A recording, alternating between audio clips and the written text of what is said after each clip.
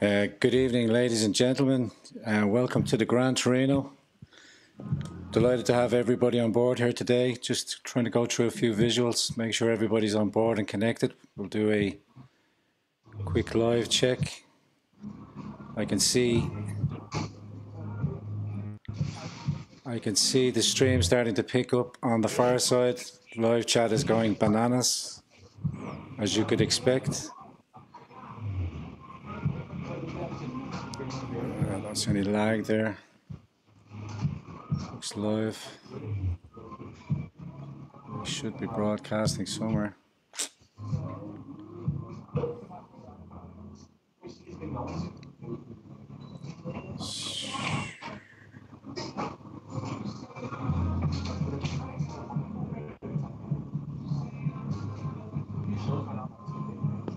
I don't see anything. Sorry guys, I'm in a bit of a twilight here.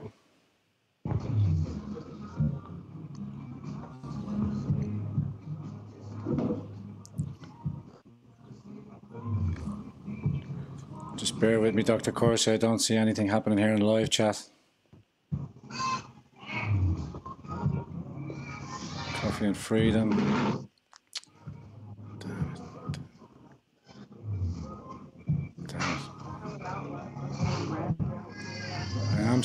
I am streaming, but I don't see where. Yeah, it's good. We hear you fine. Good. Sounds like a lively coffee shop down there, Charles. Yeah, it's just on Starbucks. The people here are very nice, the waiters, but the crowd is a little interesting. Well, I mean, you've lived in the village a long time. I mean, this crowd would be very comfortable voting in Russia. Okay, guys. Maybe they do. I think we are broadcasting. Hello and good evening and welcome. I do believe we are broadcasting now. Very delighted to have two important guests with me here today. Dr. Jerome Corsi and Mr. Charles Ortel. Gentlemen, how are you? Good evening. Or good morning, I should say. Doing great, thank you. We have a small broadcast here just to display and talk to you about a few things. I'd just like to introduce Dr. Corsi first. Dr. Corsi is a #1 best-selling author. Does great work. We became acquainted through the 24/7 live stream. And Dr. Corsi has a new book out called The Killing of the Deep State. We just wanted to, by way of introduction, just get that message out. And Charles Ortel, who does some sterling work, forensics accountant, who does some sterling work and will be revealing to us throughout the conversation the ins and outs of the Clinton Foundation and its involvement here in Ireland. Gentlemen, how are you today? We're great. Good to be with you. An honor to be on with you. Charles, your involvement, you have ties back here to Ireland. You worked and had an organisation set up here in Ireland quite some time ago. Can you describe how you came over and your business and the dealings that you've had here and your involvement here in Ireland, please? Sure. Like most Americans, I also have, like Dr. Corsi, Irish roots. My grandmother was a member of the Gormley family, and indeed my youngest brother is called Gormley as his first name. So I've been traveling to Ireland since 1976. The firm I work for, Dillon Reed, was chaired by a man called Nicholas Brady, and the senior partner was a fellow called Peter Flanagan. So there were a lot of deep Irish connections where I worked in investment banking. These included to a family called the Rehill, R-E-I-H-I-L-L family, that the branch that I was close to had about roughly 50% of a company called Ted Castles, now known as Top. And I was on the board of that company, and with my contact there, Shane, we set up a company called Hibernia Capital Partners in 1995, and ultimately became the first central bank authorized, which is a tough thing to be the first one through the regulatory process. The first Central Bank of Ireland authorized private equity fund. We brought 100 million euros into Ireland and made 8 investments. Some were good, some were bad. But through the course of that, I served on multiple boards in Ireland, in England, and other places. And as a guess, I've probably been, because I'd only be guessing, I've probably been to Ireland at least 200 times, maybe more than that. And so I'm quite familiar with your country. And the thesis we had back in 95 through 7 was that Ireland really had a lot more, the people of Ireland might have a lot more potential with the United States because we share, the spirit of entrepreneurship. There have been many great Irish American entrepreneurs who've come over to our country and built up gigantic businesses. There's a lot of friendship, continuing friendship, whatever our government differences may be. The people of America and the people of Ireland are close. And it's sad, frankly, sitting here. Last time I was in Ireland was 2009. It's sad to see the stranglehold that the EU has had. For a while, it helped Ireland, but maybe more recently, it hasn't been so helpful. And I think the EU is heading on a disaster path here, as we're seeing with Brexit and now other countries talking about leaving it. You don't want to be the last person in the EU paying all the bills for all the departed members. So I have great friends in Ireland. I really enjoy my time there, and I'm proud to be associated with you. Well, thank you very much, sir. Hopeful that your efforts really take off. Yeah, brilliant, sir. And Dr. Corsi, you have connections here to Ireland as well. You've been sharing with me. My grandmother was born in the United States. My grandmother and grandfather both came to the United States from Ireland in the 1880s, 1890s. One was from County Mayo, the other was from County Cork. And I'm half Irish, half Italian. So my mother was first generation Irish. My father was first generation Italian. And my grandfather remembered distinctly going back to Ireland about 1957. He lived until the 60s. And it's always been a big part of my life, Ireland and the family. And I've visited Ireland, not nearly as much as Charles and much more as a tourist. But it's a wonderful country, and I love Ireland, and I'm honored to be half Irish. And we're delighted to have you on board as well. I'd just like to tie in with some of the rhetoric that's come about here. Some of our intelligentsia, a recent professor said here that we're actually closer to Boston than we are to Brussels. And if we could only remember that fact, then it might sway a lot of it, might open our eyes to a lot of the dealings and a lot of what's going on here in this country that I think the majority of people are totally unaware of.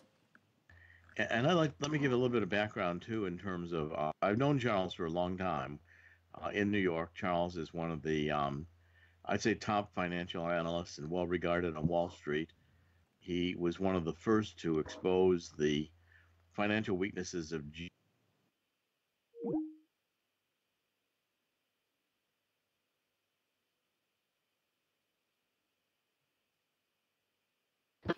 problem.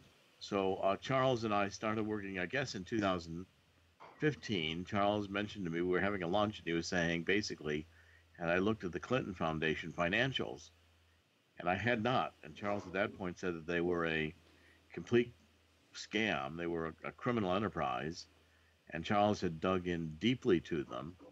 So in 2005, 2016, I began publishing articles in WorldNet Daily at that time based on Charles's research.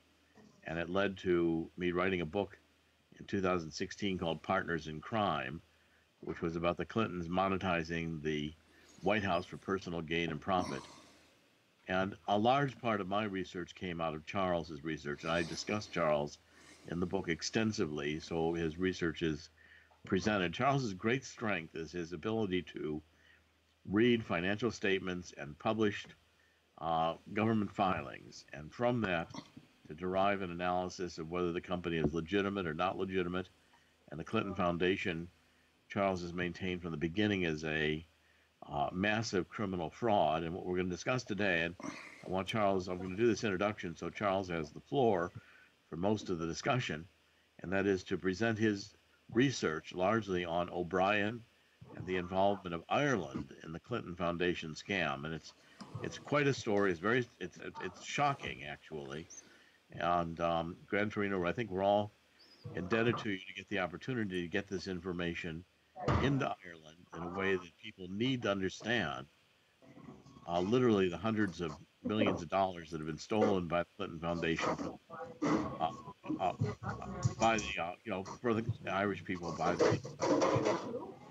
So, with that introduction, I'm going to let you and Charles take it out, and I'll come in from time to time when I think there's a point to be made or some focus That, to be developed in the conversation. that'll be Great. fantastic, that Corsi. Charles, sorry, we got that background there. Can you just cover your mic when we're speaking? We can hear a lot of background noise there.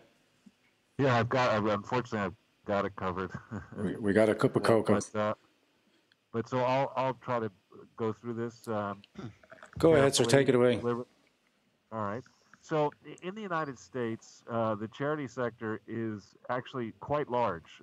People in the United States give away $200 billion a year, roughly, each year to charities.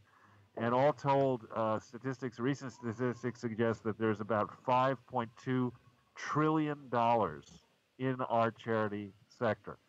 Now, the problem with that, everyone says, profit-making companies, on the left, profit-making companies are evil and not-for-profits are great. When you take a not-for-profit that doesn't have an independent board, that isn't audited, where you're not checking the numbers, that's connected to dynastic political families, Republicans, the Bushes, and the Clintons, the Obamas, both sides, who can then work their magic into the career people and the political hacks in the Department of Justice and our IRS. You have the potential to become Robin Hood in reverse, to steal from the poor and give to the rich via an unregulated, loosely controlled, money laundering operation. Now, it may seem a bit much to accuse the Clintons of that, but when you look at the evidence is staring you right in the face. In the United States of America, a public charity, which is what the Clinton Foundation is, has to make incredibly detailed disclosures, not only at federal level, but in every U.S. state, and I think it's 46 or so of the 50 U.S. states require special additional disclosures, in some cases that can be much more tough than the federal disclosures. So there's a wealth of information out there. The first thing to check on the Clinton Foundation is, what is it supposed to do? And, you can put out marketing materials the way the Clintons like to do. We all know Bill Clinton likes to talk, Hillary less so. But what you say in a marketing brochure is irrelevant. What matters is in a document over here called the Articles of Incorporation of a charity. That document must specifically limit what a charity can do. And it is important to focus on what the purpose, as a term of art, what the purpose of a charity. The purpose of the Clinton Foundation all along has only been to house the presidential records that were created or received during the 8-year period when Bill Clinton was president of the United States, and also to study that period at a complex based in Little Rock, Arkansas. The Clinton Foundation has never adjusted its Articles of Incorporation to do anything other than that. Yet, beginning by 2001, around January 2001, when Bill Clinton left the White House actually in disgrace, he needed something else to do. It was tough to raise money for yet another library in a place like Little Rock. That's not a sexy cause. Yep. So he got involved. He got involved with various, frankly, crooks. One of them was a gentleman called Rajat Gupta, who then was the managing partner of a gigantic consulting firm called McKinsey. And Rajat was in trouble himself. Later, he went to prison for insider trading. The two of them began, there was an earthquake in India, and everybody around the world were very generous when we see floods and earthquakes and tsunamis. Rajat and Bill got together and created an illegal charity called the American Indian Foundation. And that, in one set of disclosures, they claim that they raised $1 billion. Wow. But in their official books, they claim that they raised less than $100,000. And that is the essence of charity fraud. If you have a loosely controlled thing that's going after sexy causes like fighting earthquake relief or AIDS or Haiti, um, billions of dollars will come your way. If you've got, famous people around the charity, Bill Clinton and Elton John and Princess Diana, you name it, somebody like that will attract literally billions of dollars via the internet, via wires and other ways. And if you can convince other government leaders like your Taoiseach, Taoiseach, yeah, very good. Well done, Charles. Bertie Ahern, uh, in 2003 was seduced into supporting this Clinton Foundation effort to fight HIV and AIDS. That was a completely illegal, unauthorized effort. No one has ever been able successfully to track down the amount of money that actually went to maybe towards that cause. In Ireland, I've been able to get, through your government, there's a Freedom of Information, the equivalent of a U.S. Freedom of Information Act request was made, and there's extensive emails and records that I got during 2003, back and forth between members of your government, arranging for the Irish people to give over 100 million euros to the Clinton Foundation to fight HIV/AIDS in Africa. Now, there are several problems with this. The agreements that were struck between the Clinton Foundation and your government are completely illegal. Wow. There was no such authorization in the United States for this activity. It was not a valid activity. It was a massive amount of money relative to what the Clintons were supposed to be doing.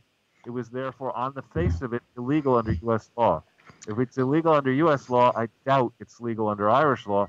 Nonetheless, your people sent over $100 million, in theory, to fight HIV/AIDS in places like, I think it was Mozambique and Lesotho and one other country. I forget if it was Tanzania or not, or Rwanda. But beginning in 2003 or 2004, your government, under the direction of a gentleman, Conor Linehan, through Irish Aid, and there's all sorts of information available on this, did indeed send that money towards these projects, which in theory were directed by an illegally organized charity, led by Bill Clinton and led by our Magaziner. And there's never been a proper accounting of that money. Now, the money is one thing, but what Jerry will attest, what got my blood boiling on this is that the money was supposed to be used to purchase medicine to give to people who suffer from HIV and AIDS in Africa. And unfortunately, in Africa, even now, the rates of infection of HIV and AIDS are very, very high. And the medical treatment used to be very, very expensive. So the theory was that Bill Clinton and our Magaziner would bring down the price of this medicine, and it would be used to help these desperately poor people in Africa. There are major league problems with this whole analysis, as often happens, anything having to do with Ira Magaziner and Bill Clinton. The first problem with it is, in Ireland, I looked at these statistics. In Ireland, you have a very high number of doctors per 100,000 people in your country. You have a very high number of hospital beds.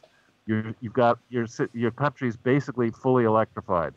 You therefore can maintain medicines easily. People are more concentrated in cities, far more concentrated in cities than they are in Africa. In Africa, they're in Haiti and places like that. There are nations that have 2 doctors for every 100,000 persons. There are nations that only a third of the country is in these big cities that have no electricity in the rural areas. There's no way to get to these AIDS sufferers who are scattered all over the place. And it's not about simply giving them pills, even if they're properly constructed pills. People who have HIV and AIDS in these poor countries often have other diseases associated with, bad water, no electricity, and this and that. So you can't just simply send a stream of pills out into the hinterland using volunteers and think that you're fighting HIV/AIDS. That's if the medicine actually isn't adulterated. Now, there's a diabolical company called Ronboxi. Charles, before you get into that, I want to go back over a few points, make sure everybody's clear on them. What you're saying, and I'm looking at some of the articles that are published citing your work, is that first of all, you verified that Ireland's Charity Regulatory Authority, in emails sent to you, and this is going back now to 2015, October, the Irish Charities Regulatory Authority stated that the Clinton Health Access and the Clinton Global Initiative were not registered as a charity in Ireland. Is that correct? That is correct. And what's the problem with that? Well, technically speaking, how did they solicit money from your government without registering as a charity inside Ireland? And more than that, they were also not registered as a charity in the United States to work in conjunction with the Irish government on HIV/AIDS. Is that correct? That's also correct. And these are not just are these technical violations? In other words, you can say, "Oh, I forgot to file the paperwork," but we're still a legitimate activity. Does that argument hold? No, I'll give you an excellent case in point. In our country, there's a congresswoman, former congresswoman, named Corinne Brown.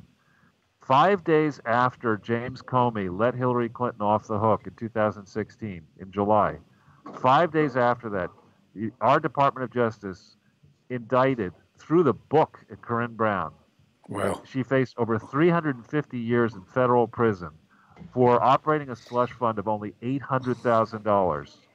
And unlike Comey and unlike the Justice Department under Obama, they let the Clintons off the hook, but they descended on this black woman, 71-year-old woman, African-American woman, congressman, had been in Congress for 20 years, rushed her into court, threw the book at her, and she's currently serving 5 years in prison for an $800,000 slush fund. In Ireland alone, you're talking about over $100 million of money. No one knows where it went. My suspicion is that there are dirty Irish politicians who were involved skimming off some of this money.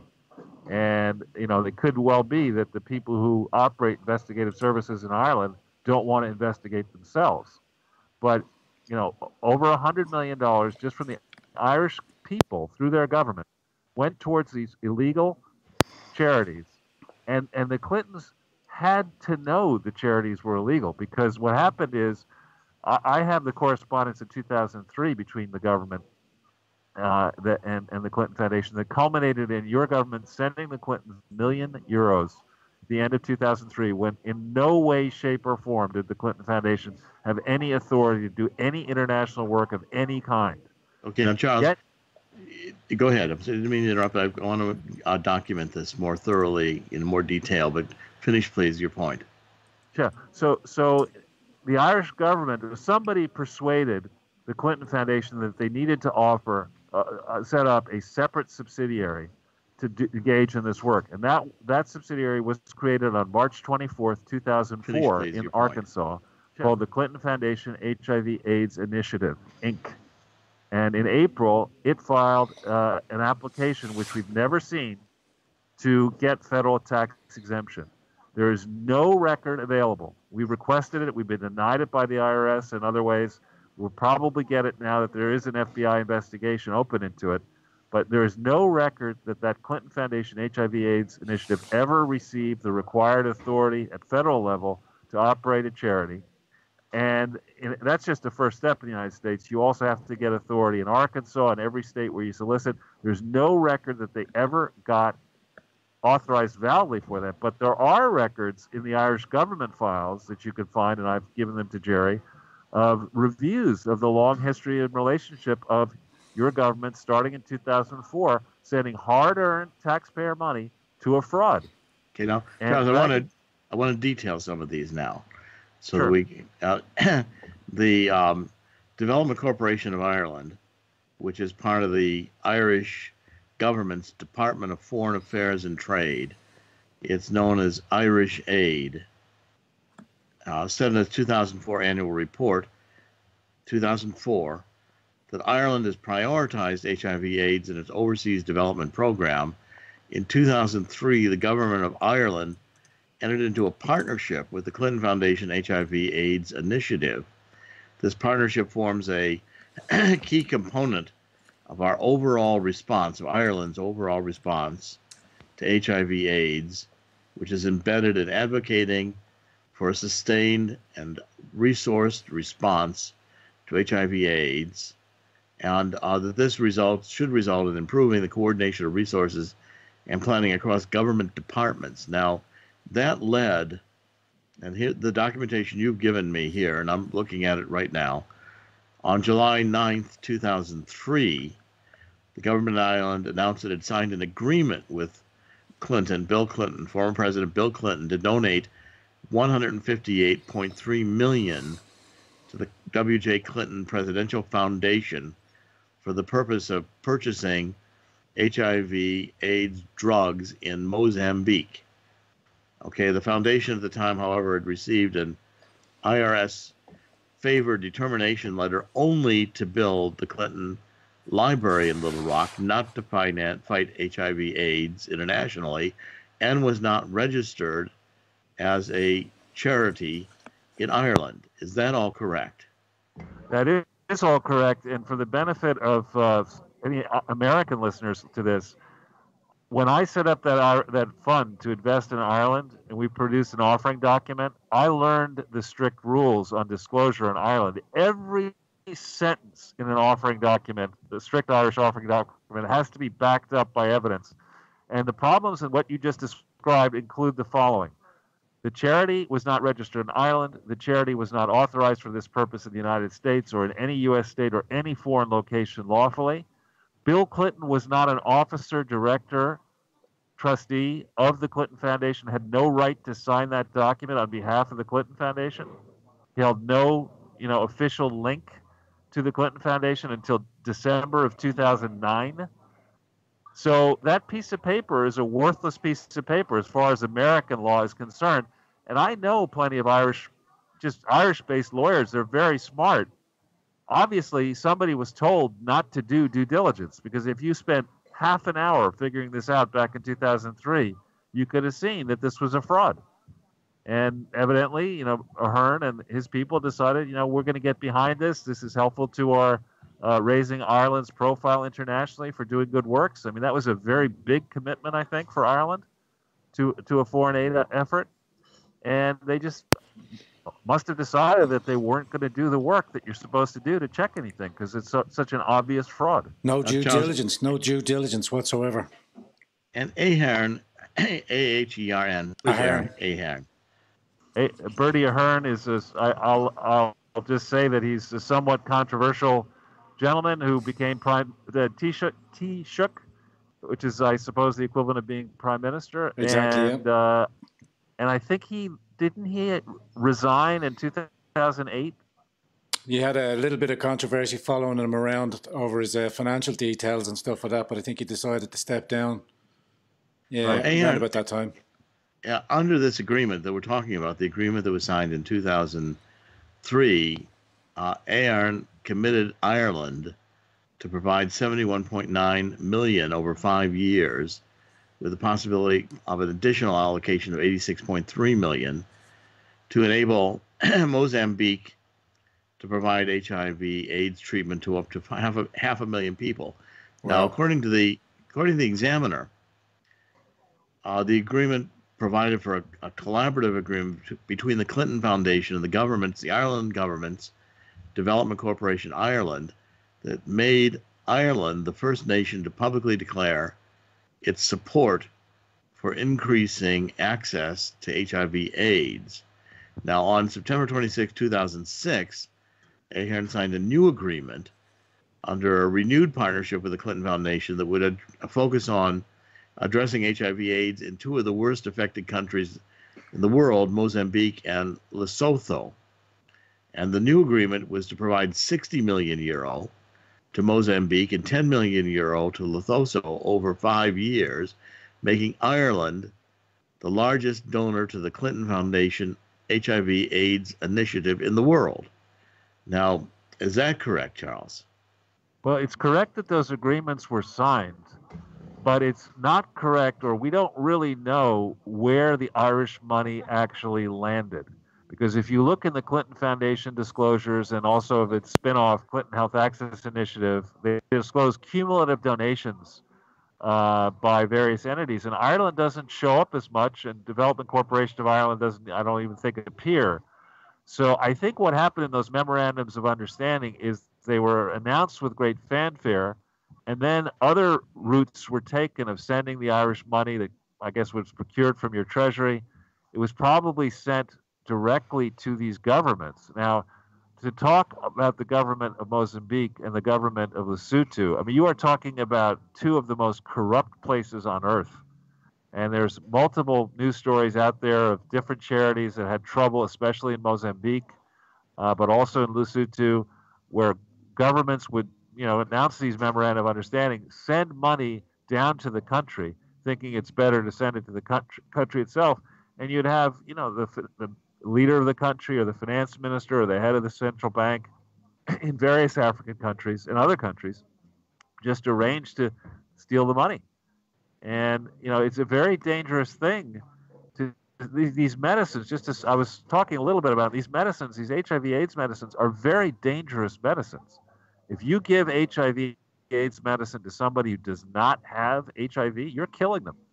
If you give them medicine that isn't properly, checked to make sure that, between flying it all or sending it by boat from India all the way down to Mozambique or Lesotho, that it's not stored properly, it's on the boat or in the plane, and then when it gets into the country at the port and then into the rural area, that medicine can degrade.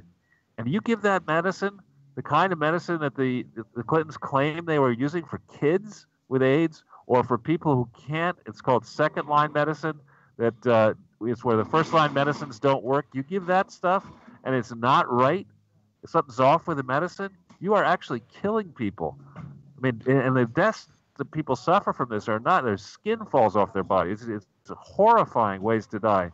And, this kind of stuff cannot be administered by volunteers, by people, with 13 Blackberries flying around the world, jumping to this meeting and that meeting the way Ira Magaziner likes to do. You got to have people on the ground in these countries that don't have the hospital systems, that don't have the doctors and nurses, that don't have the way to get to the patients. The medicine cost of treating HIV and AIDS is less than a fifth in developed worlds of the additional costs. The care, the treatment, the doctor's attention, the buildings, and all that kind of stuff. If you don't have any of that on the ground, you don't have roads. You don't have safe roads. You're kidding yourself putting that amount of money in these corrupt places at a time when, in addition to whatever Irish money was going to Mozambique, George W. Bush, and I have my issues with him, even though I'm distantly related to him, George W. Bush signed up to put $15 billion worth of U.S. money starting in 2003 into countries like Mozambique around the world to fight HIV and AIDS. $15 billion. Why would Ireland need to send another 150 whatever into these places? And how do they make sure, between the U.S. and other efforts and Irish efforts, that we weren't double counting? That we weren't sending, the corrupt people in rural parts of Mozambique weren't, taking the same droopy-eyed child and putting that person out in front of the audience and saying, yeah, please give us this money, Ireland. You get the money, take the same child, show that to the Americans. I mean, it's the potential for fraud here and abuse is so gigantic. And then you get to the question of the drugs themselves. Before we get there, Charles, I want one more point I want to make sure you make and the audience appreciates, and that is, now, all this money that was supposed to be coming from Ireland, there's hundreds of millions of dollars to fight AIDS in Africa. When you look at the Clinton Foundation financials, does that money get reported in the Clinton Foundation financials in U.S. reporting? It does not. And so there are, it's a great question, Jerry. Thanks for asking it. So the Clintons are masters on their website, which is, the Clinton Foundation. If you Google Clinton Foundation and financials, you'll get to it. They're masters in putting out some of the information that's relevant and then omitting crucial information, which we now have. So the versions of the annual tax forms, which anybody in the world can see for free, these are called 990s. The versions of these tax forms that are on the Clinton Foundation website are not, in many cases, the real versions. They're either early editions, they're later amended versions that are not on the site, or in the case of the Clinton Foundation HIV and AIDS effort, there actually were 990s for that subsidiary for 2004 and 2005. These are years when Ireland was pumping money for this purpose, supposedly, into fighting HIV and AIDS, in theory, through the Clinton Foundation, and no such amounts are disclosed. Indeed, for the entire period, 1998 through 2007, on the Clinton Foundation website and elsewhere, there's a line in their disclosures which says you're forced to tell the U.S. government, and if you fail to tell them properly, your tax returns can be opened up going all the way back to 98. Not one penny is declared of government donations from 1998 to 2007 in these official forms, which, you're not allowed under U.S. law to submit a tax return that's partially correct. It's got to be entirely correct. And if the IRS makes an issue of it and decides to, finds these errors, in this case, there's no statute of limitations. You can go all the way back. So there's no evidence that in the Clinton's official tax forms that any money from Ireland of this vast sum, 150 million plus, or what, even if it's only 70 million in the first period, none of that shows up in the Clinton Foundation filing. So where did it go? Okay, now, Charles, as we kind of transition into this issue of the, were the drugs provided legitimate, or any drugs that were actually going to cure anybody, and I want to go over your research on how the Clintons got the idea of the HIV/AIDS. Evidently, Bill Clinton attended a rally. It was, I guess, a conference, a World AIDS Conference in Barcelona, Spain, in 2002, July 2002, with Nelson Mandela. And at that conference, he was asked by the Prime Minister Denzel Douglas of St. Kitts and Nevis to help the Caribbean nations establish funds for the treatment of HIV/AIDS. Now, was that conference with Mandela in 2002 the origin of this idea that the Clinton Foundation established to create a library, presidential library in Little Rock, would suddenly take on the idea of HIV/AIDS? Is that where it got started? It actually got started before then. And it got started before then in two ways. The first way it got started before then was a lady called Sanda Thurman, Thurman, who was Bill Clinton's one of his AIDS advisors when Bill was president. She concocted the idea of creating this crazy thing called the International AIDS Trust in January of 2001. And she convinced Mandela and Blair and Bill Clinton to be honorary chairman of this International AIDS Trust, which raised about $1 million, over 90% of which came from Bill Gates' charity in 2001, with the purpose, it was basically improperly organized, this thing. So they raised money. There is a 990 available for this International AIDS Trust. It confirms everything I just told you. There's no evidence that the International AIDS Trust ever got the tax-exempt authorization that it needs under U.S. law to function. So it was liquidated, the International AIDS Trust, in, I think, 2003. So the first attempt, you could say, to get this thing up and running was stillborn. Early in January 2002, according to a book by, you would know Joe Conason, Jerry, but I don't know him personally. Joe is a left-leaning close friend of Bill Clinton. He's written multiple articles and books about Bill Clinton, defending Bill Clinton, et cetera. He wrote a book which actually is pretty well written and entertaining called, the name will come to me, Man of the World. And it's all about, I think the subtitle is The Further Endeavors of Bill Clinton. And in that book, it came out in September, I think, or October 2016. It's a book that was written fully expecting Hillary Clinton to win. And so, unfortunately for Mr. Conason, Mr. Clinton, and many involved, it is a confession of charity fraud. There's extensive details concerning how this came to light, if you're to believe Joe Conason. In January of 2002, Ira Magaziner got a phone call from Maggie Williams, who supposedly asked Ira to help Bill Clinton think through how to make his foundation truly impactful. And out of that, Ira, at his own expense, started flying around the world, meeting with world leaders, and did a lot of work prior to the July 2002 confab, where you're right, Bill was there, Ira was there, many famous people were there, and Bill committed by July of 2002 to have his presidential foundation fight HIV/AIDS. But he was not an officer of the Clinton Foundation. He wasn't president. He wasn't of the Clinton Foundation. He had no official right to bind the Clinton Foundation to do anything, and certainly not to do things that were outside its authorized articles of incorporation. That is just bold-faced illegal activity. And, in Bill, you could say, well, maybe he didn't know better. Well, how can you say that? I mean, Bill was a gifted student at Georgetown. He then got a Rhodes Scholarship. He, got I don't think he ever finished that, and we don't know why that happened. But then he got into a great law school, Yale Law School, did well there, became attorney. He taught law in Arkansas, was attorney general. He was governor. He was president. How can you say this guy wouldn't understand basic corporate and nonprofit law? You cannot start telling some foundation what to do just because your name is on it. You know, and Charles, also, if people contributed to this foundation, like the Gates Foundation or Ahern and the Irish Development Corporation, etc., do you bear any responsibilities as the contributing foundation for their shareholders and board if what you contribute to is a fraud?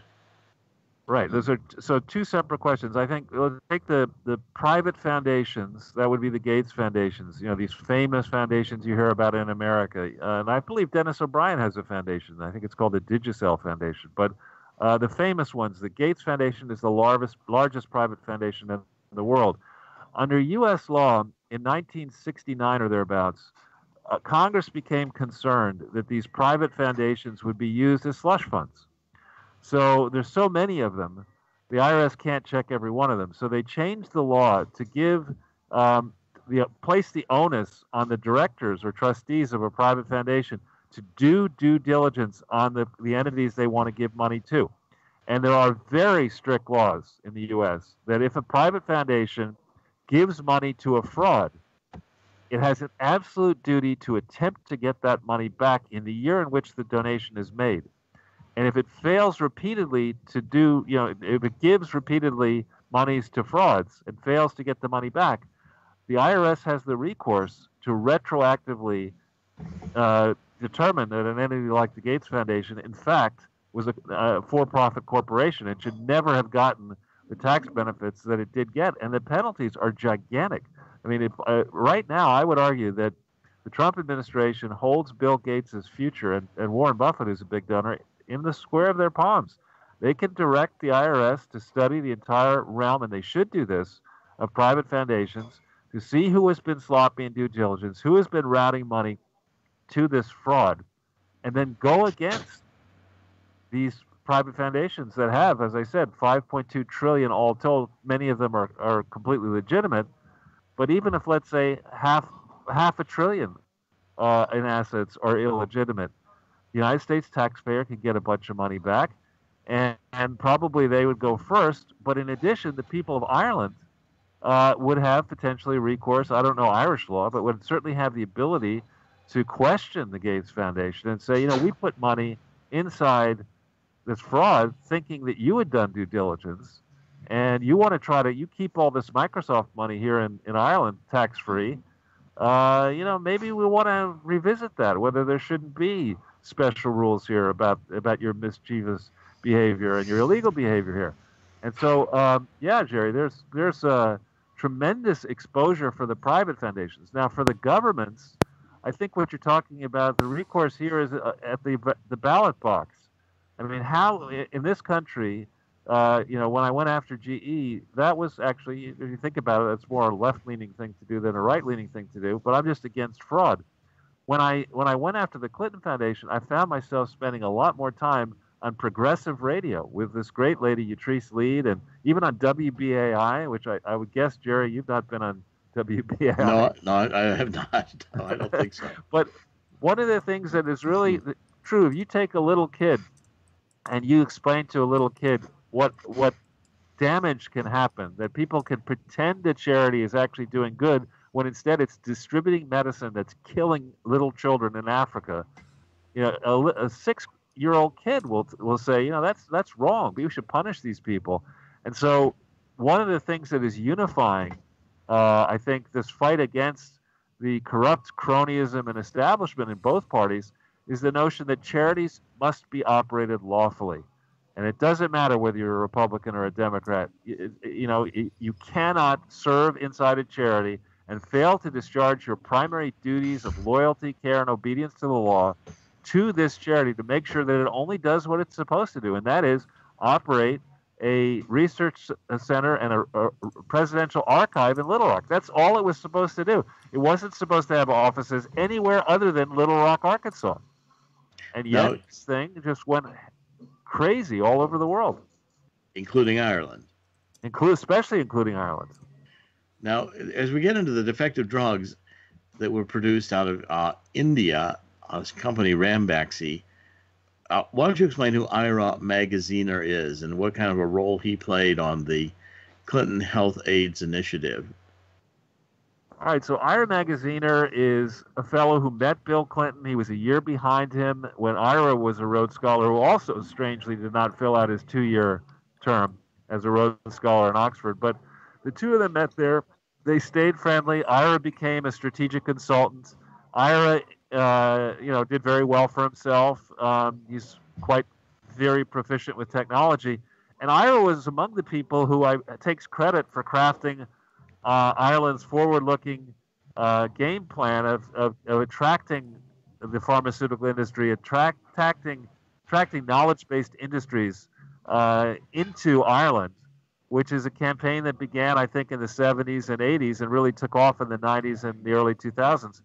Ira really can rightly take credit for that. But the problem with Ira Magaziner is he is sloppy as hell. You can see this in the public filings. His name is all over fraudulent declarations made in the United States of America and around the world. His signature is on these documents. And he's a smart person, so he can't, he can't have done this by chance.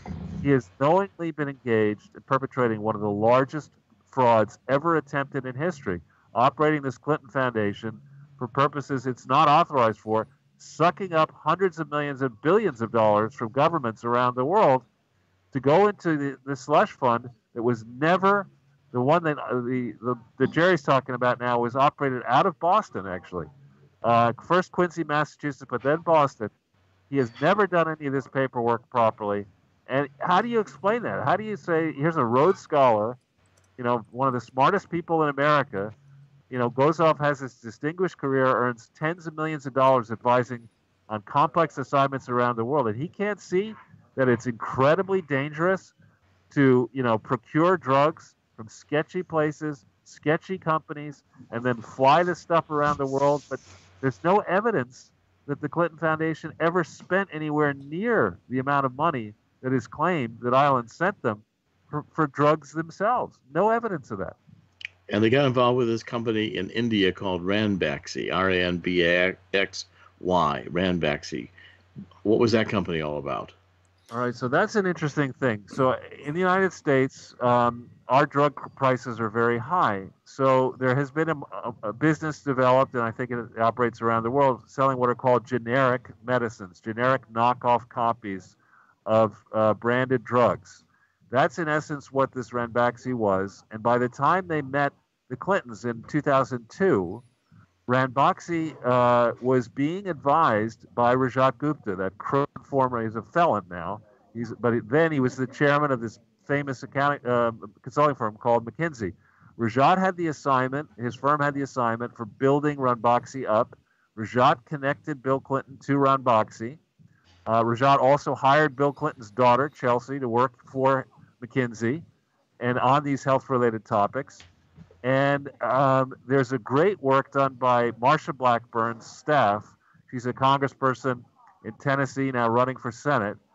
They did a lot of work in 2016, published a report in September 2016 that lays this all out, called the India Success Story. You can see it online. And this Ranbaxy company, now in hindsight, we know, had a major league problem. They had this gigantic business exporting generic drugs, not HIV drugs, but generic drugs into the U.S. They needed political cover. So they first hooked up with the Clinton Foundation in October of 2003. There's an agreement mentioned in their annual report. Ranbaxy was a publicly traded company. And Bill and his team and Ira started pumping out and promoting the use of these Ranbaxy products. There's a great article. It's a very sobering article called Dirty Medicine in Fortune magazine, published in May of 2013, that recounts all of this in gory depth. And I'll be quick on it, Jerry and Grant, but by August of 2004, the World Health Organization and the government of South Africa became very concerned about the quality of Ranbaxy HIV/AIDS medicines that were being promoted by Bill Clinton and Ira Magaziner.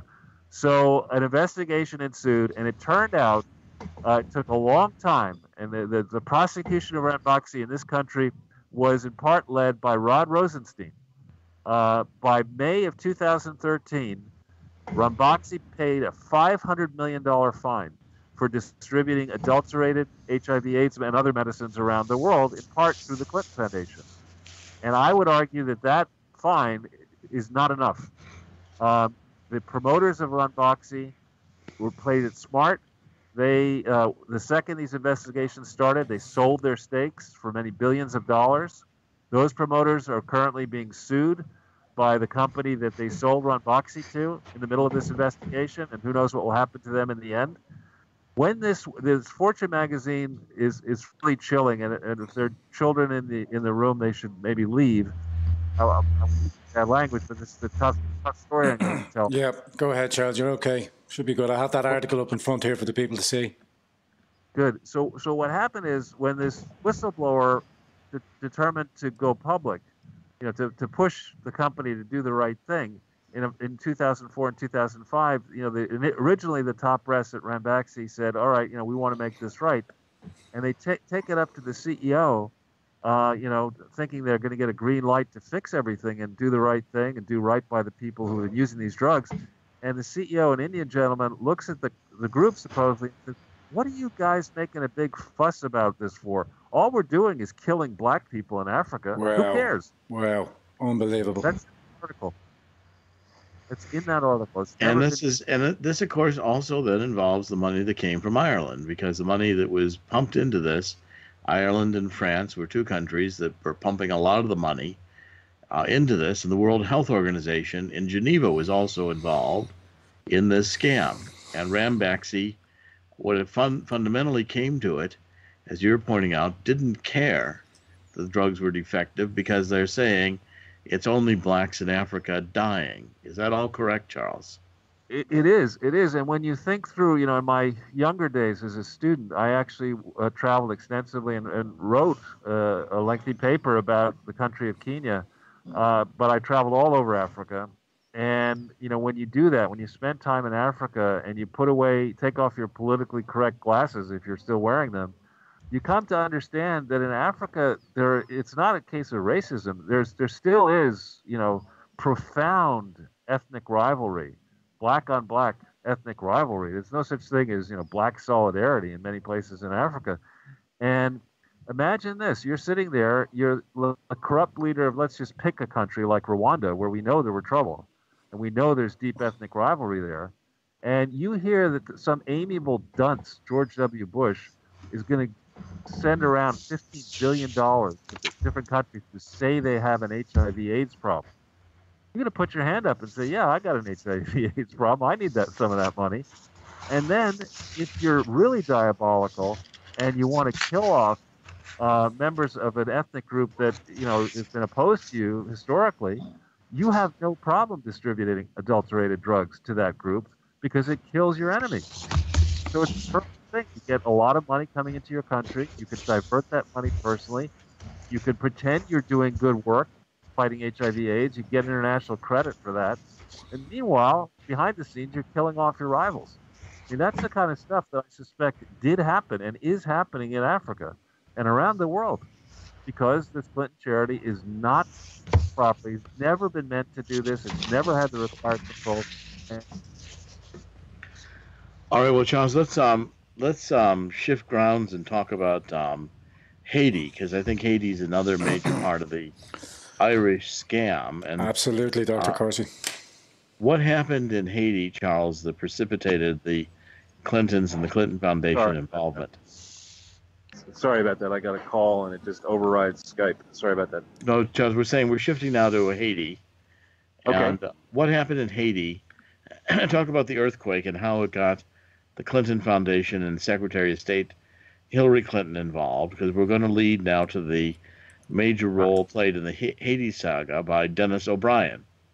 Okay. Well, if I may, Jerry, let me set the stage by going a little bit further back into time. Yes. And Haiti is a country that arguably God forgot. God has decided to torture. I mean, Haiti sits on one side. I think the the western side of an island.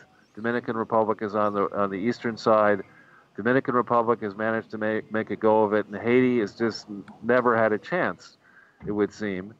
A gentleman that some people describe as, the next Albert Schweitzer, Dr. Paul Farmer, decided to start experimenting in Haiti before he actually was a doctor, and in theory began curing people, but began experimenting, with HIV/AIDS treatments. And I've got experts looking at his work who really question the soundness of his work. But based on his work, starting in 2001, April of 2001, the arguments to throw tons of money at fighting HIV/AIDS were advanced in part using the work of Dr. Paul Farmer and another person I think is a scoundrel, Jeffrey Sachs, who was then a professor at Harvard.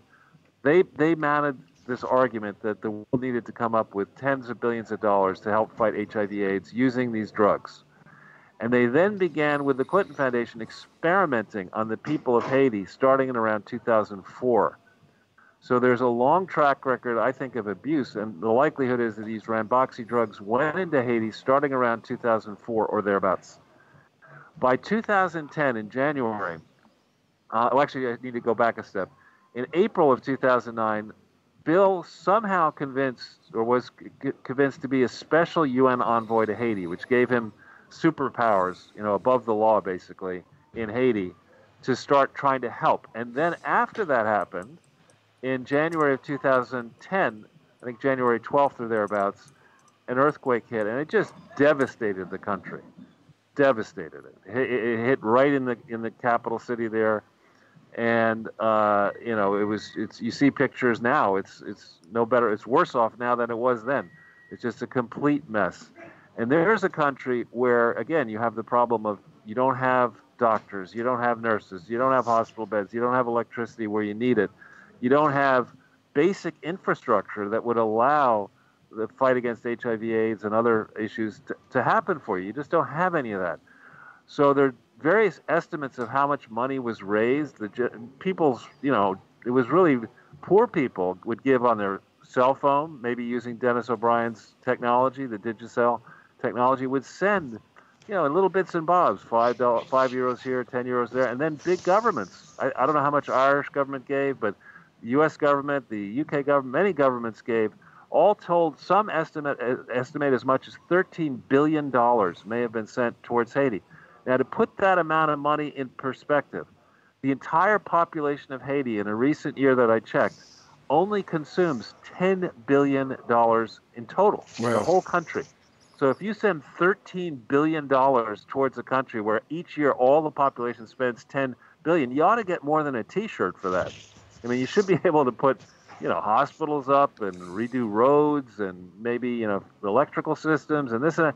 No evidence. There's been no accounting for where this money went. And worse, in the Clinton Foundation books, it's a travesty. Bill talks in his forums that the Clinton Foundation first set up a Clinton Foundation Haiti fund. There's no evidence of that.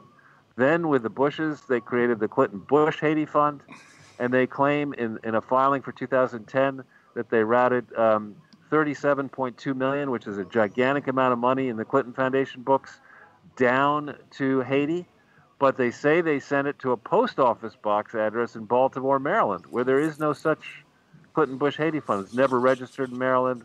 There is no such entity. So on the surface of it, that screams out as a massive fraud in the Clinton Foundation books, $37.2 million.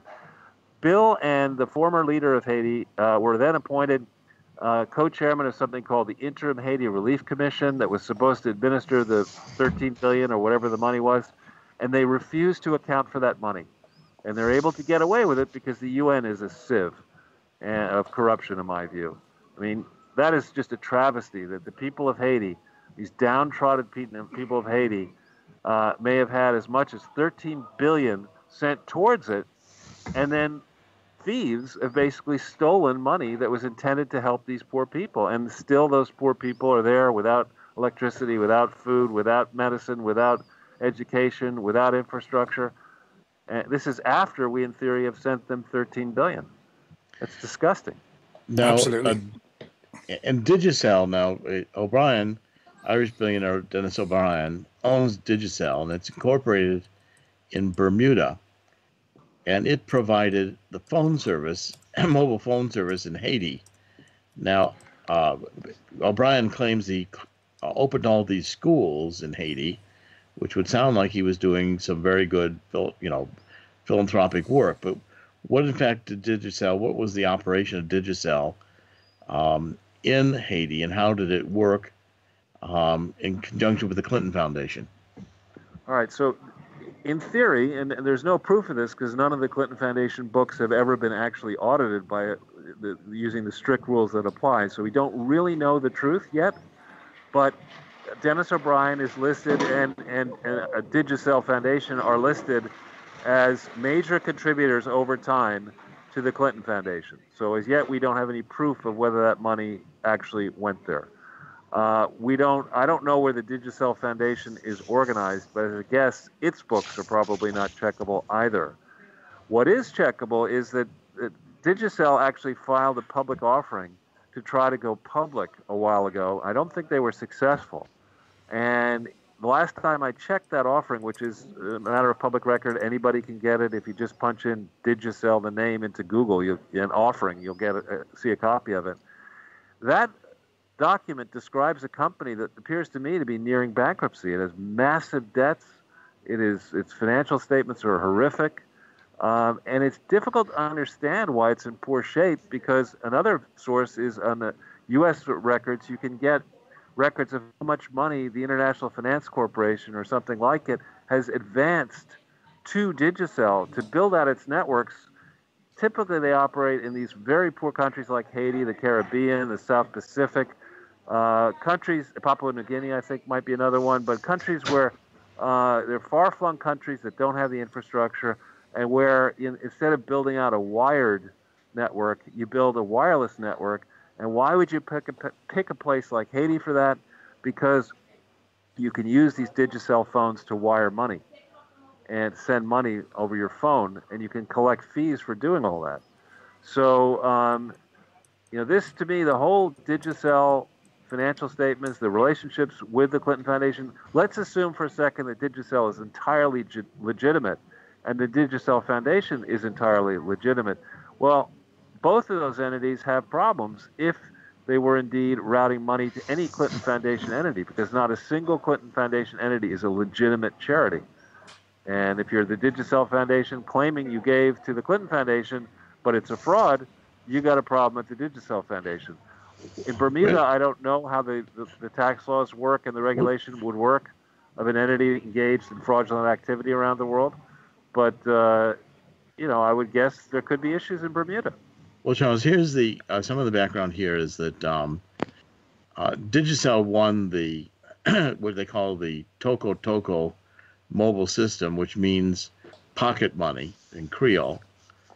And the USAID Food for Peace program, which was under the direction of State Department Cheryl Mills, who was the attorney and chief, one of the top advisors for Hillary Clinton,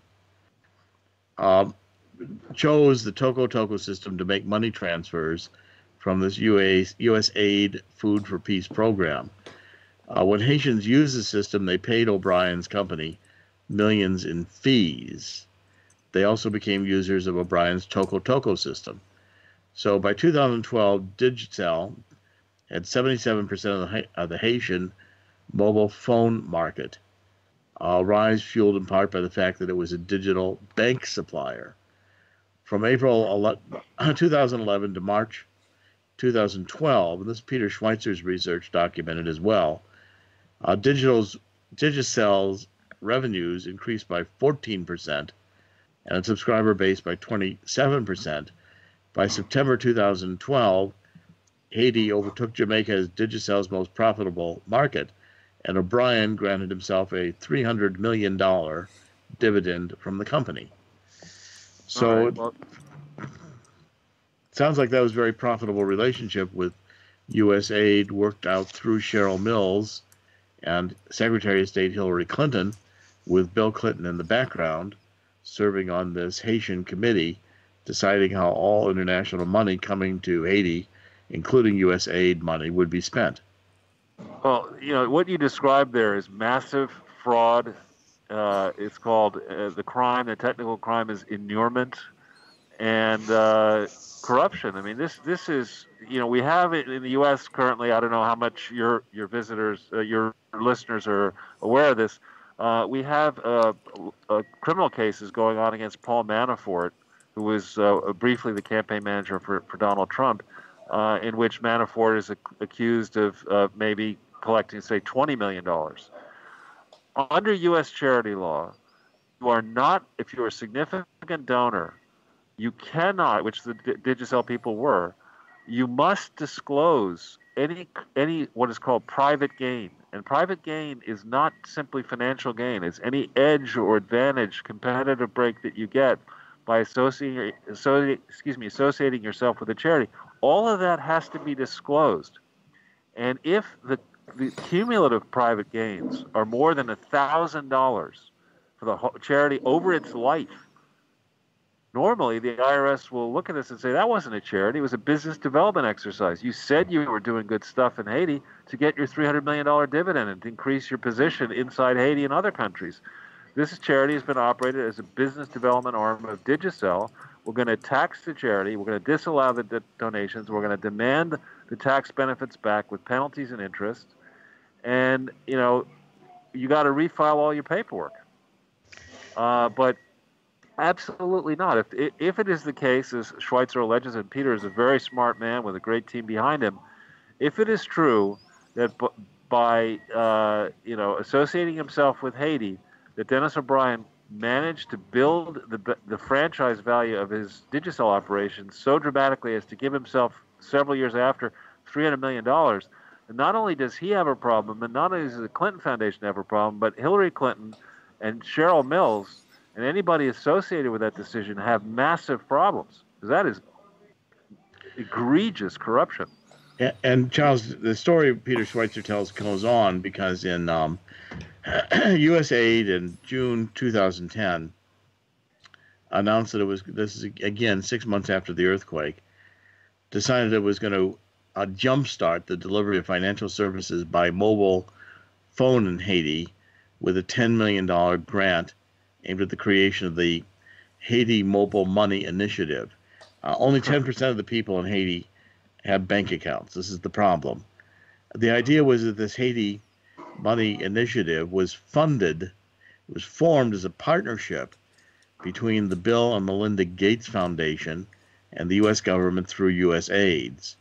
And the idea was that this Haiti Mobile Money Initiative would offer prize money through the fund to encourage money service providers to develop rapidly a mobile money transfer system operating throughout Haiti.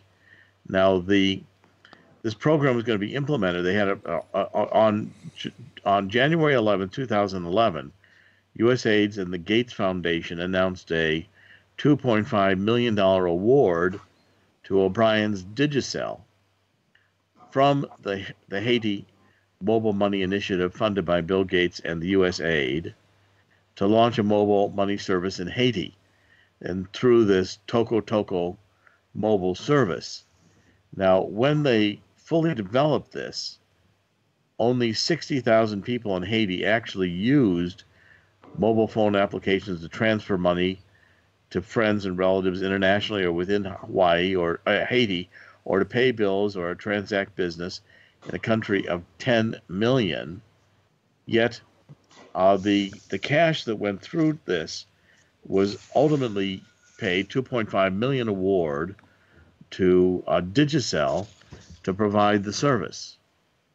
It's outrageous.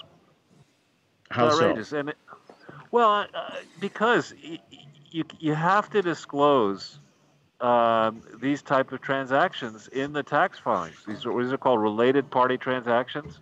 So where a significant donor, i.e. the Digicel Foundation and Dennis O'Brien, derives a financial benefit, really any benefit, through the operation of a charity, that must be disclosed in a timely fashion in full on the charity's filings so that the IRS could determine, is this really a charity or is it a business development scheme, which it certainly appears to be. And so, things like this are outrageous. They're measured for materiality against the size of the Clinton-Bush-Haiti operation, which was very small, actually. So when you look at those Clinton-Bush-Haiti filings, which of course are not on the Clinton Foundation website, but you can get them. It's a left-leaning group, which doesn't bother me either way, but it's called ProPublica, the nonprofit explorer. You can get information on any American charity through that, and you will find information on the Clinton-Bush-Haiti charity through that, or alternatively in the New York State filings, you can get them. And, that award of $2.5 million should have been disclosed. Well, and also then in February 2015, Bill Clinton joined Dennis O'Brien, and they opened this 175-room Marriott hotel in the Turgot area of Port-au-Prince, which is an area that was, more of a tourist area. Now, the Marriott Corporation had created, the Marriott Corporation press release said on the hotel's opening noted that a development company owned and established by Digicel managed the design and oversaw the building of the hotel, with Digicel owning the hotel after investing $45 million in the project. And this is, again, Bill Clinton and O'Brien, who was touted then as the head of the Clinton Global Initiative Haiti Action Network, a new entity they formed, which I doubt was that ever registered anywhere, Charles? No. Attended the hotel's opening ceremony with Haiti President Michael Martelly and Marriott's International President for the Caribbean and Latin American region, Craig R. Smith. And they said this idea of opening the Marriott Hotel came from Bill Clinton and was organized. They'd arranged behind the scenes what was little noticed in the opening ceremony press releases was that the funding from the World Bank, the Clintons arranged behind the scenes to help subsidize O'Brien and Digicel and the construction of the project, amounted to something like $26.5 million in financing that the World Bank had arranged to provide to Digicel, and it was developed. The loan was syndicated with the Netherlands Development Finance Company, a private sector development company bank in The Hague, known as the Dutch Development Bank, operated under the supervision of the Dutch Central Bank. So how would you interpret all of that, Charles? Well, I think the World Bank should fundamentally be disbanded. It's never been properly supervised. And in this time frame, I believe the chairman was a man called Jim Kim. Are you there? Yep. Yes, I'm right Still here. here, sir. Yeah. Jim Kim, who founded Partners in Health with Dr. Paul Farmer and worked in the illegal Clinton HIV/AIDS operation in 2004 as a top medical advisor. And he then became head of the World Bank, doling out all these, many, in this case, 20-odd million or whatever it was, but, around the world, billions of dollars the World Bank has the ability to give to these suspect projects. So the notion that Haiti really needed, to do an upscale hotel as a way to lift itself out of the dire straits they were in, rather than building hospitals and roads and power plants and stuff like this, is laughable. It's absurd. And this also would fall into your category of enormement, where there was personal gain coming from, developing this hotel, exploiting the earthquake and the misery of the Haitians as a project to develop Haiti, when in fact, what did the hotel accomplish? Right, and to put that in perspective, the Clinton-Bush-Haiti Fund, the entire exercise of money raised through 2010, 11, and 12, I think if you add it all up, is less than $100 million. Slightly less than $100 million. So, to have one hotel, that project that may have enriched Dennis O'Brien enormously, you have to measure that gain against the size of the Clinton-Bush-Haiti fund. And of course it's material, and of course none of these relationships are disclosed in the Clinton-Bush-Haiti fund public filings, which is a special problem because in 2010, who do you want to guess was an important donor to the Clinton-Bush-Haiti fund? Who do you have in mind, Mr. O'Brien? President Barack Obama. President Obama. Out of a portion of his Nobel Peace Prize winnings that were sent to him, the trustees of the Peace Prize Fund wired a couple hundred thousand, I think it was, towards the Clinton-Bush-Haiti fund before it was lawfully organized. That in of itself is another problem, but a small problem. But no, this is when I first got in touch with Jerry long back on this. The reason I was interested in this is it's an example. You can use the diabolical track record of the Clinton Foundation, pointing out all of its flaws, to help people understand how not to run a charity. It's a perfect bad example. Pick any law that matters, and this foundation has likely broken it. Wow. And the people of Haiti, through this period of time with the Clintons involved and O'Brien, did their economic condition improve after the earthquake, or what's the population of Haiti like today, given all this money that was supposed to go to charity in Haiti? Are the people better off? They're not better off, and there is a diaspora of people of Haitians living outside Haiti, many of them in America, who regularly, protest in front of wherever the Clintons go. They protest. They hold street demonstrations, and they should, because what these people do, they're like, I don't know what the right animal that would come out, when there's what do you call a buzzard. Somebody dies on the street and the buzzards come out and they steal all of the medicine and the money that's supposed to go to the people who are truly afflicted. And then they go to all these gala parties around the world and give themselves awards for being corporate good citizens. I mean, it's really disgusting behavior. And it's even more disgusting that people are asleep and falling for this baloney. I mean, you can see all that I'm saying, all that Jerry and I are talking about is in the public record. You can find much of what I've said is on my website, but you can see for yourselves what we're talking about here. And what is your website? What is your website, Charles? It's CharlesOrtel.com, Charles. I'm bringing up some of the articles as you're relating them to them, guys. I know I'm staying quiet, but I'm bringing up the appropriate sourced facts as you speak. Yeah. And Charles, the people of Ireland listening and understanding how the HIV/AIDS scandal in Africa, the defective drugs by Rambaxi, the Haiti situation, and Dennis O'Brien's involvement with Digicel and the money made out of Digicel and all these phone money transfer systems. What should the people of Ireland do? I mean, what would you advise the Irish people to do, knowing and being able to document that what we're saying today is true? Well, our country began as a colony. America did. Obviously, I was not around then, nor was Jerry. But, it took Thomas Jefferson and some brave people who were in the main rich. And at the time they rose up, and I'm not advocating a violent revolution here, but I think it is past time, for the people of Ireland to see these truths for themselves. Look with your own eyes. Nobody in Ireland is in favor of sending tens of millions of your hard-earned taxpayer money towards a crooked bunch of thugs in our former president, Bill Clinton, and his allies, while you continue to lose your jobs and suffer under a system that doesn't seem to be working well, run by these very same people.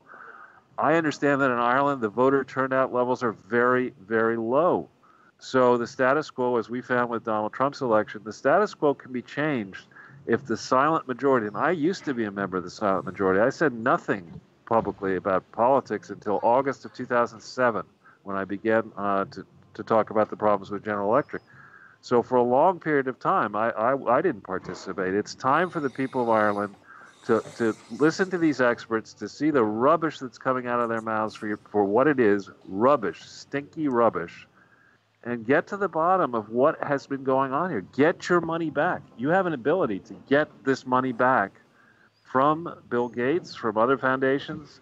There are paths that you can do. You need to stand up and speak up and get out and remove these crooked politicians from office, as Donald Trump has took a first step in the presidential election. You see in America how long it takes. Our country's very big, and we spend $6 trillion a year on government, which is an absurd amount. You see how long it's taking him to get the rot out of the American government. It's going to take time. You got to win elections. You got to put people in, honest people who maybe haven't been involved in the political process before. You got to get them together the way you're doing this now. Get out to the polls. Hold your politicians accountable. Get into power. And once you're in power, you launch the kind of investigations that you're going to see happen in the United States that will expose all this. And you're going to see it in many other countries. It's time to rip the rot out of government and let the people stand in control of governments in Ireland and other places around the world.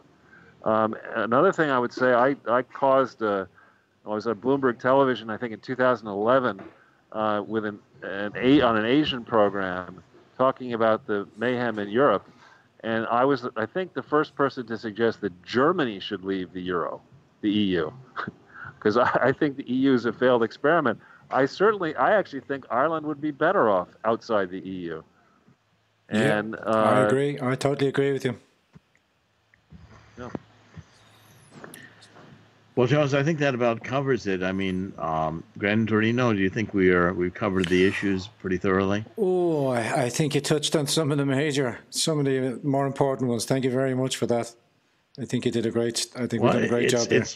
It's Charles's research, and I want to kind of conclude today by saying that where we began, that what the strength of Charles's research, what has always impressed me, yes, is the ability to go through the financial statements and the public registrations that need to be filed for a charity to be run.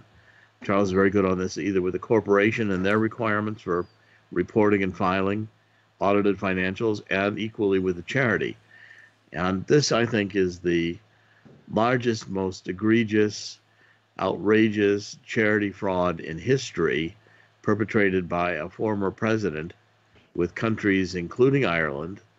And I think the purpose of Charles's work, and certainly mine, other people like Peter Schweitzer, are to bring this to a close. We mentioned Tom Fitton, the Judicial Watch. There are many of us around the world that want to see these fraudulent charities closed and the people who run them brought to justice, because I think it's unconscionable that you take a earthquake in Haiti or a massive disease epidemic like HIV/AIDS in Africa, and that you raise money supposedly with the good intentions of helping these people, and what you do is the money gets stolen by criminals and crooks, doesn't get reported, and the people end up as bad off or worse than they were before. Now, Charles, would you like to kind of summarize your conclusions on all of this? Sure. So when I started on this, really with you, Jerry, I knew it was going to be a multi-year process. And, fortunately, I have the patience to last it out. And I'm delighted to continue working on this. But a lot of people who've been following this will say, well, all right, Charles, when is something going to actually happen? And I can report, it's a matter of public record, that in the United States, there are multiple active investigations at federal and state level that have been going on for some time. And once you go down, I'm just a person. Yes, I can read financial statements, but when you sick the FBI and motivate them and other of our tough services to actually look at this, including the IRS and then state taxing authorities, you have enormous weapons inside this country that have been trained on this foundation mess for a long time. And in addition, we've had success now with foreign governments. The largest donor to the Clinton Foundation, believe it or not, is the government of France, through an entity called UNITAID. And UNITAID is another slush fund based in Geneva that has sent over $600 million to the Clinton Foundation. And much of that money disappeared in 2007, 2008, and 2009 when Hillary Clinton was running and losing her chance to be president, and then as Barack Obama took over as president. So there's a big scandal at UNITAID. It involves not simply France, which is the biggest donor, but the UK, Norway, Spain, and many other smaller countries, South Korea, small African countries have given money to UNITAID, which in turn was then diverted, stolen, or worse, as it was sent towards the Clinton Foundation HIV/AIDS initiative that actually never existed as a valid charity at any time, anywhere in the world. So these investigations take time. They're going to embarrass a lot of people. But I think, as was the case in GE, when I started on that, my initial friends I would go to would say, I think GE has a very serious problem. And then my friends would look at me and say, well, I think you're crazy. And it took a little while, but before long, public sentiment shifted on GE. I don't think there's a single defender outside the company who would look at this mess that still isn't finally resolved and say, yeah, that's a great place. Similarly, the Clinton Foundation, the tide of public opinion has shifted against it. With each passing day now, you're going to find, and I'm going to find, more and more information come out into the public domain that will confirm this work. I don't have access to any inside information at the Clinton Foundation, only stuff that is in the public domain. But as people start getting indicted, as testimony comes forward, as convictions are won, it will become ever clearer that all of these fake foundations associated with the Clintons are just that. It's a fraud. It's the Charles, I'm sorry. It's the largest unprosecuted set of frauds in the history of mankind, and I'm not, promoting something. I'm just those are the facts. It's way bigger than Madoff. And Charles, the Clintons have also, we've seen now that we have some of the records from the FBI with the Inspector General coming forward, and seen, for instance, this Andrew McCabe, who was just fired yesterday, so he would not get his pension, had actually been involved in protecting the Clintons, in this case, taking the private email server that Hillary used and rewriting and helping to rewrite FBI Director James Comey's public statement about not prosecuting them, to change the language so that no language suggesting violation of a criminal law was included in Comey's statement. So with this level of political cover within the Department of Justice and other high levels of the U.S. government, the Clintons have managed to skate through crisis after crisis and managed to date to keep the Clinton Foundation from being seriously investigated. What makes you think that now there would be political resolve in the United States or around the world to actually conduct a serious criminal investigation that would bring people, which may include not only Bill and Hillary Clinton, but others in other foreign countries, or even the Gates Foundation, the Gates Foundation's trustees, to justice by being indicted for serious criminal offenses? What makes you think the political resolve today would be willing to pursue this?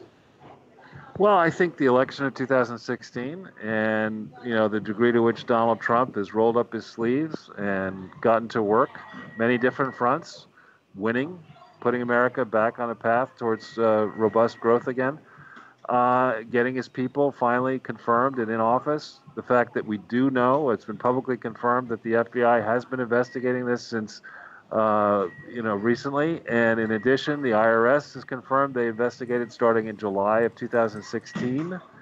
So I think what Donald Trump had to do first, in your book, Killing the Deep State, is an important read. That there's a lot of rot in government that has been there going back to 1992, if not earlier, maybe even 89, when George H.W. Bush was there, or even perhaps before then.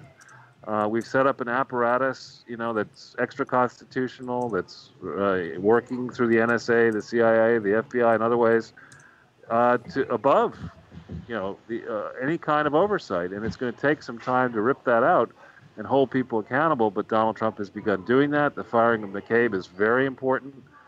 And I think you're going to see now that that Donald Trump is there to stay and has staying power. You're going to see people inside our country and around the world conclude, actually in a bipartisan way, that operating a presidential charity as a personal slush fund, this sloppily, where people may have actually been killed by the activity in HIV/AIDS is not something that it's not a traffic ticket violation. Huge. If Corinne Brown's going to go to jail for $800,000, then this thing has declared revenue of over $2 billion that we know about. Counting affiliates like the Global Fund and others, you're up above $100 billion easily before you start thinking about illegal personal gains. You can't put an African American congresswoman in prison who served this country for 20 years. Can't put her in prison for 5 years over $800,000 and let the Clintons skate. You can't do it. I'm not going to let that happen. You've got Charles, to bring this to the fore. Do you think? I mean, this again. We talk about the deep state, and so here you've got a former president operating since 2001. So now we've got 17 years of criminal activity that you're alleging and documenting here as a deep state activity that whenever it comes to our Justice Department attention, whenever it's brought to a state attorney general, has for 17 years been ignored and covered up.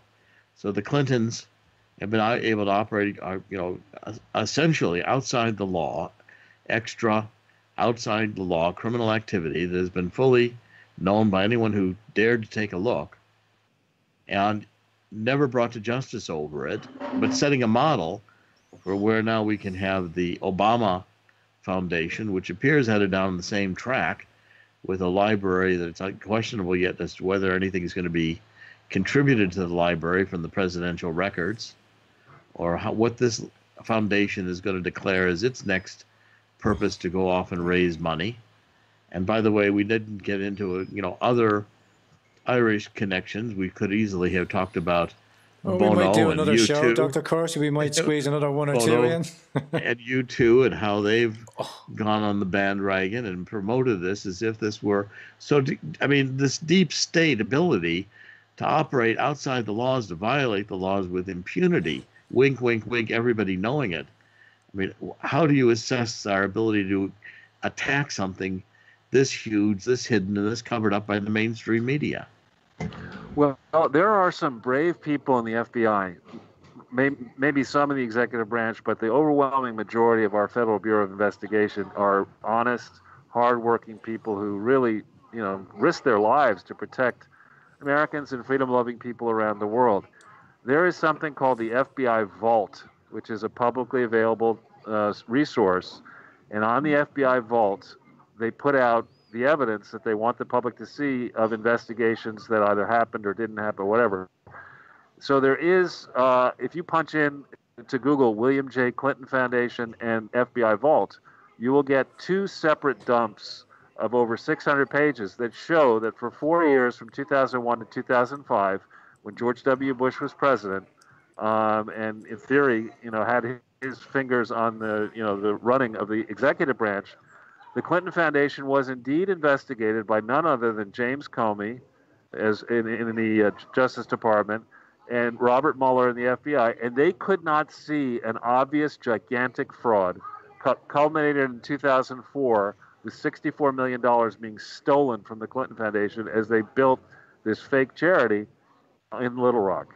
They couldn't see the obvious. They let this thing skate. These very people, in case of Robert Mueller, who are now investigating Donald Trump. That evidence is there in the public domain.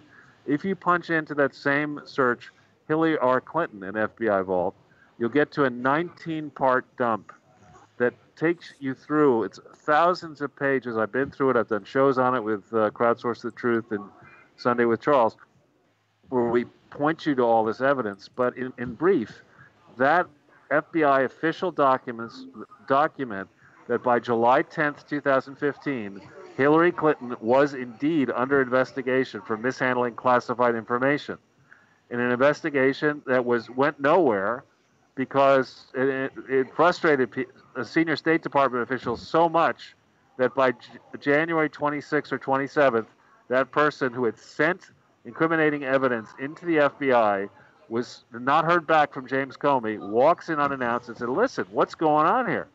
I've got all this incriminating evidence. And 2 days later, Andrew McCabe was put in charge as deputy director of the FBI.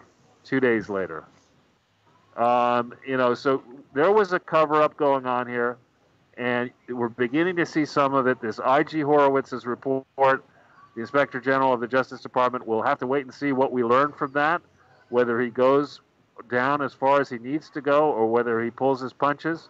So I'm waiting to see that report. I've put a lot of people on notice that with the crimes I see that are extensive, we'll see if Horowitz sees the same crimes. If he doesn't go far enough, there's one thing we have to do. If he goes where he should go, a lot of people are going to be spending a lot of time, perhaps the rest of their lives, in prison. Well, Charles, I think we want to thank you for the hard work you've done. It's been eye-opening. I think you've internationally done a great service to people who care about justice and the truth. And so personally, I want to thank you once again, thank you publicly for your persistence, intelligence, and hard work to bring all this to light. Thank you for exposing the criminal nature of the Clinton Foundation and its ties to country like Ireland. And hopefully people listening can begin to take action, understand what's at stake here, and demand that justice be served. 100%, Dr. Corsi. 100%, Dr. Corsi. And with that, I'd like to just say thank you to both my guests for joining up. I know I didn't have an awful lot to say, but I'm sure you'll understand that both our guests come with a wealth of information. Everything is sourceable information. You just go online, check it through, have a re-listen through the broadcast. I'll ask you for my part to like and subscribe, press the little blue bell so you'll get reminders for little other shows. I'd like to give a big shout out to the 24/7 live stream team over there and all the moderators that work there and all the Discord members. I'm not going to list you individually.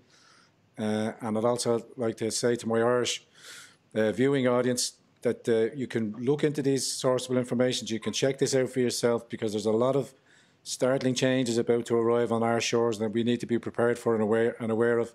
And this platform, among with any others here in Ireland, will help share, and hopefully we can start bringing some much wanted need and attention to these nefarious actions. With that, Dr. Corsi, thank you very much for joining me here in the Grand Torino. I also like to thank Charles Ortel for his sterling work, and I'd add my public admiration for his work and all his transitional work. I've seen him through all the shows, through Alex Jones, through Lionel Nation, and I'd also like to push people towards Dr. Corsi's show on YouTube. I was going to say RTE on the YouTube. That is Coffee and Freedom. Look out for that show. Wonderful shows. That's with Pammy and Brainstorm and all the wonderful researchers there in the Discord. And with that, guys, thank you very much. Thank you very much for this interview. I think this is going to be hopefully this will go down as one of the first movements into shaking the grip of a very insidious and nefarious cult that seems to be dwelling amongst us. Thank you, Dr. Corsi, and thank you very much, Mr. Charles Ortel. Thank you for presenting the opportunity to bring this forward and the courage to get this out there. And we greatly appreciate your efforts as well. Thank you, sir. I appreciate that. Thank you. Take care, sir. Talk to you all soon. And we will be